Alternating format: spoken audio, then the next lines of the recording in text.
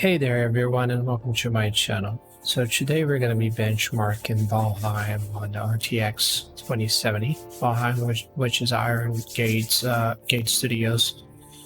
Very popular survival game on Steam with over like 400,000 concurrent players, which is absolutely insane for an indie game. But anyway, let's get straight to the point, which is benchmarking the game. So let's start. I've been playing for a while already. Oh, before I forget, actually, yeah, let's just load into the world first and then show the settings and bump some things up, because I actually lowered some of them and you guys are gonna see why in a bit. Also, it turns out to be very inconsistent as far as performance goes, which kind of confused me, because indie game graphics which are borderline, it's kind of in between in a sense. Like, how do I even explain that? It's kind of hard to explain, but they look great sometimes, like the graphics. Like, there are moments when it shines and there are moments where it actually doesn't shine, quite the opposite. So it's all over the place as far as visuals go, but I kind of dig what they went with. So I totally understand like what they tried to do. But yeah, just gotta keep in mind that the graphics are not like anything next gen in a sense. But that's not the point. That's not what the game's trying to do anyway. So just, explaining. So settings, let's go graphics, motion blur. No, forget motion blur. No, that's cursed. So generally here we could go all the way up high. So this is as maxed out as it can be. We have anti-aliasing. We have everything on high. Particle, roll distance, grass, SSAO, sun shafts, bloom, tessellations on high as well, enabled. I mean, there's no option to put it on high, so that's standard 1080p we're looking at. Yes, 56, 59 FPS. VSync, no, VSync is off. We had just about 75 before like turning everything up to very high for draw distance and shadows, which I dropped. And as you can see, the reflection looks a little definitely not very ultra settings, if you know what I mean. Like, it's pixelated.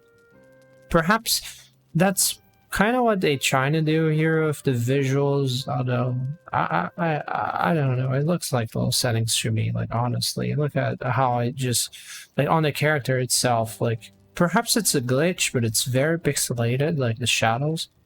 But maybe it's just how the game's supposed to look like. I don't know. Maybe it's just my card being old, and I feel cold. Okay, that's okay. I don't mind. It's okay to feel cold sometimes. So as you can know, nighttime we got a bunch of fireplaces going on here. I don't know why exactly. I was playing with friends, and someone thought, oh, maybe we should just not my creation. Anyway, so I'm gonna just walk around, see how the frames go, and well, the grass looks a little fine, I'm not gonna lie. That's a part of the game where it actually shines. It's this bridge here. Let's cross it to the other side because I'm not very familiar with that side, so I'm just gonna go.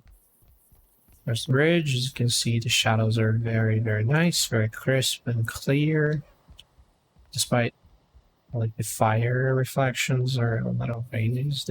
I mean, oh, so that's one of my friends actually died. I was wondering whose body was that. Whose? Well, turns out it was him. Rip. Rest in pepperonis. So as you can tell, now we finally broke over the barrier, the 60 FPS barrier. Which I'm gonna see, start some wood. Shop some wood. Let me just make sure that I have space. I do have space. A little more wood.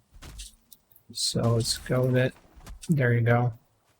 So important noting that I have RTX voice on, which might affect performance, and together with the fact that I'm recording with NVENC, which also does drop a little bit of performance. So mileage may vary as far as performance goes. I would say at 4 FPS stops without recording, which still makes it very unimpressive because it's still not above 60, because I had 61 there, so 51 there, so that would mean perhaps 56, 57 without recording, which is not really ideal. But then again, it's an early access game. It might change eventually, might get better optimized in the future.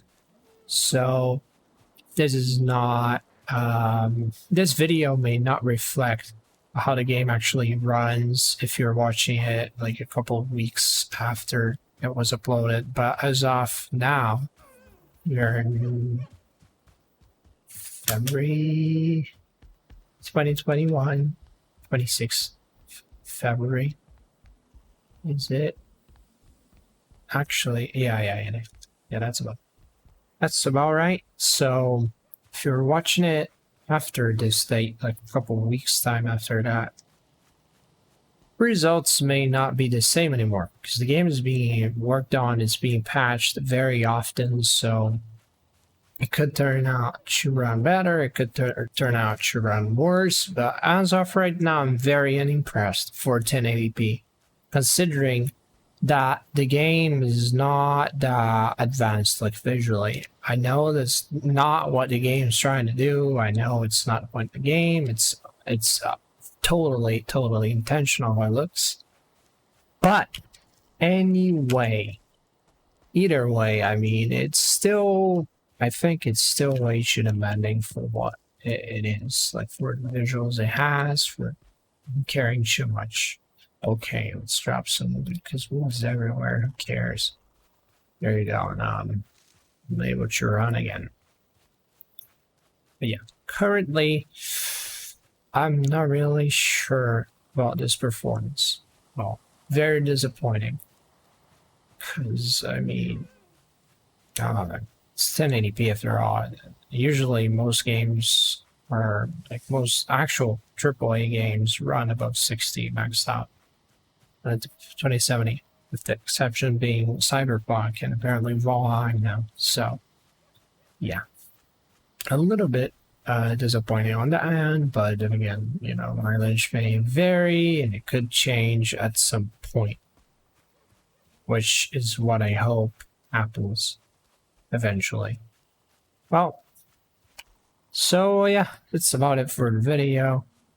It's the most intensive source scenario to test things out in any time. A lot of fireplaces, a lot of grass, and as you guys can see, it's a very all over the place sort of performance. Is very CPU intensive as well, as you can tell, like 25%, 26% usually.